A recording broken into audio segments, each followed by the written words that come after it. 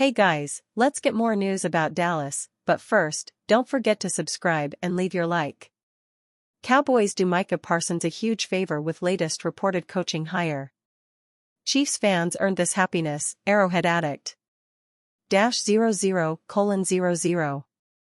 The process that led the Dallas Cowboys to hiring Brian Schottenheimer as their new head coach flied in the face of their perennial claim that they are doing everything in their power to win a Super Bowl. With that said, Schottenheimer won his introductory press conference, and Dallas is quietly assembling a rock-solid staff around the first-time head coach. Matt Eberflus is an elite defensive mind and a fantastic pick to succeed Mike Zimmer as defensive coordinator. The Cowboys then hired Nick Sorensen as their special teams coordinator. While that didn't receive as much praise as Eberflus, 49ers hope to keep Sorensen on Kyle Shanahan's staff. That says a lot about his coaching ability. Things are coming together fast in North Texas. The team has reportedly interviewed Cardinals offensive line coach Clayton Adams and Falcons tight ends coach Kevin Koger for the offensive coordinator position. It sounds like Dallas will name a new OC in short order, but they have made another hire in the meantime that Micah Parsons will absolutely love. Cowboys reportedly hire Aaron White-Cotton as their defensive line coach. Editor's note: the Cowboys have announced White-Cotton as their new DL coach since this article was published. According to Jonathan Jones of CBS Sports, the Cowboys have hired Jets defensive line coach Aaron White-Cotton for the same position. Jets reporter Zach Rosenblatt of The Athletic revealed hours earlier that Dallas was interested in adding White-Cotton to Schottenheimer's staff. It is worth noting, too, that Rosenblatt understands the Jets hope to keep White-Cotton, so he was clearly held in high regard by the organization. Related, Cowboys follow polarizing Brian Schottenheimer hire with their best move in ages. By all accounts, White-Cotton did a superb job with the Jets' defensive line. While Quinnen Williams was an established stud by the time White-Cotton joined the staff, he is largely credited with the second-year jumps from former first-round picks Jermaine Johnson, 2022, and Will McDonald, 2023. Johnson tallied 7.5 sacks, 16 quarterback hits, 56 pressures, and 31 defensive stops as a sophomore in 2023, while McDonald erupted this past season to the tune of 10.5 sacks, 24 QB hits, 2 forced fumbles and 61 pressures, per Pro Football Focus. In addition to Johnson and McDonald, Bryce Huff developed into an impact pass rusher under White-Cotton before the Jets regrettably traded him to Philadelphia. The same can be said for John Franklin Myers, whom New York traded to the Broncos. All in all, White-Cotton is a superb hire by the Cowboys. He has a proven track record of developing both interior and exterior defenders. The move should give Dallas further incentive to re-sign 3-tech Osa Odigizua, who had a career year in 2024 rushing the quarterback. Here's hoping that White-Cotton can take Micah Parsons to another level, if that's even possible, and help former high draft picks Marshawn Neal and Motzie Smith tap into their potential. More Cowboys news and analysis. Why Brian Schottenheimer is a perfect fit for Jerry's team. Last Friday, the Cowboys made the underwhelming decision to hire Brian Schottenheimer as the team's next head coach. While many Cowboy fans were disappointed by this move, few should be surprised by the decision because Jerry Jones has made it abundantly clear that he simply wants a coach who will always defer to him. On paper, the decision to hire Schottenheimer is puzzling at best.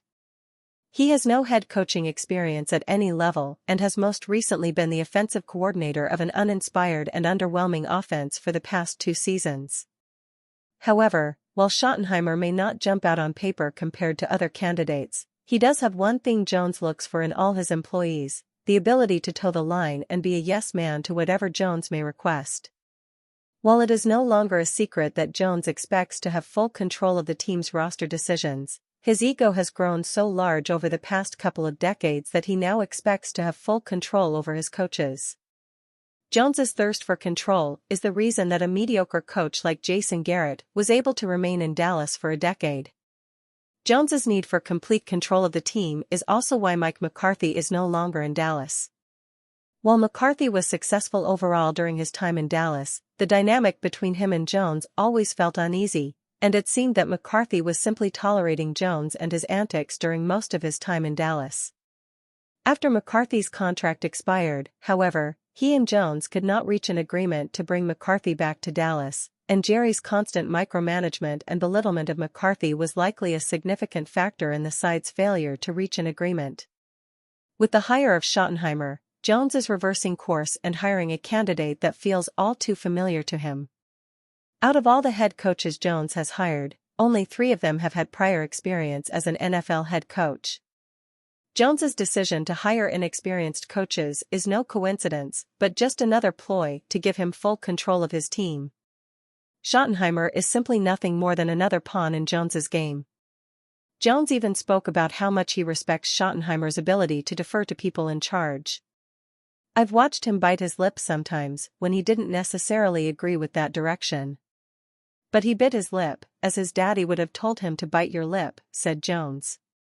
While it is not fair to judge Schottenheimer since he has not coached a single game yet, fans should be concerned nonetheless. Of the head coaches Jones has hired, only one was able to take the Cowboys to the Super Bowl, and that was Barry Switzer way back in 1996. This statistic does not bode well for Schottenheimer, who could become another one of Jones's hires who failed to live up to expectations and was crushed by unrealistic aspirations to succeed under an incompetent owner. Ken Dorsey on Cowboys OC radar, latest on Brian Schottenheimer's staff. The Cowboys have conducted 2 interviews for their OC role already, but neither of the early candidates, the Falcons' Kevin Koger and Cardinals' Clayton Adams, have experience in the role. Brian Schottenheimer is now moving to see about a meeting with a seasoned option. Following his second firing in 15 months, Ken Dorsey is back in the mix for a coordinator gig. The Cowboys have the ex-Bills and Browns play caller on their radar, per ESPN.com's Jeremy Fowler, and are determining a potential interview. This marks the first Dorsey coordinator mention since his recent Cleveland ouster. The Browns fired Dorsey after his stint as their play caller, doing so despite having hired him only last year. Prior to Dorsey's one-and-done stay in Cleveland, Buffalo axed him midway through his second season in the role. Dorsey worked under Brian Daboll as Buffalo's QB's coach prior to climbing into the OC chair. Beyond their OC search, the Cowboys are making more moves to fill out their staff under Schottenheimer. Andre Curtis will become the team's defensive pass game coordinator, while Aaron White-Cotton will step in as D-line coach. Dave Borgonzi will come aboard as linebackers coach, the team announced. Curtis, who overlapped with Schottenheimer in Seattle, interviewed for the Dallas DC job Matt Eberflus ultimately landed. Additionally, the Cowboys are interviewing Saints running backs coach Derek Foster for the same position, ESPN.com's Todd Archer tweets. Cleveland hired Dorsey in an effort to tailor its offense more to Deshaun Watson's strengths. That backfired, though this may have been less on Dorsey than Watson, proving a woefully unsuccessful trade acquisition. After Watson's season-ending Achilles tear, Kevin Stefanski gave Dorsey play-calling responsibilities. He had previously held the play sheet throughout his Buffalo stay as OC. As the Browns rode the Jameis Winston roller coaster and then inserted overmatched starters, Dorian Thompson-Robinson, Bailey Zappe, into the lineup to replace him, the team finished the season ranked last in scoring. Buffalo's offense ranked second in points and yardage in 2022, Dorsey's only full season, but Sean McDermott fired the veteran staffer in November 2023. Allen improved on the turnover front under successor Joe Brady, who reduced Stephon Diggs' role to close out the 2023 season. Prior to his OC climb in 2022, Dorsey spent 8 years as a QB's coach, mentoring Cam Newton and then Allen. Curtis spent the past 3 seasons as the Bears' safeties coach. He was, however, the Seahawks' defensive pass game coordinator throughout Schottenheimer's Seattle OC tenure. Having a history with both Schottenheimer and Eberflus boded well for Curtis. Dave Borgonzi, the younger brother of new Titans GM Mike Borgonzi, also comes over from Chicago. He had previously been the Bears' linebackers coach. White-Cotton spent the past 4 seasons as Jets' D-line coach, mentoring the likes of Will McDonald and Jermaine Johnson during a period that featured a few upper-echelon New York defenses. Foster has spent 1 season with the Saints. He coached the Chargers' RBs from 2021 to 23, with that period overlapping with Austin Ekeler leading the NFL in touchdowns in back-to-back seasons. And are you a fan? What do you think of Ken Dorsey's situation? Leave your opinion in the comments.